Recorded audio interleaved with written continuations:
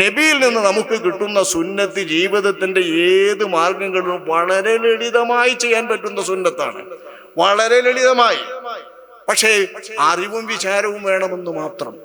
എന്തായാലും ചെയ്യേണ്ട കാര്യം ഇന്ന രീതിയിൽ ചെയ്യണമെന്ന് പറയുന്ന നിയന്ത്രണം മാത്രമാണ് അഷ്റഫുൽ ഖൽഖ് സ്വല്ലല്ലാഹു അലൈഹി വസല്ലം തങ്ങൾ കൊണ്ടുവന്നിട്ടുള്ളൂ.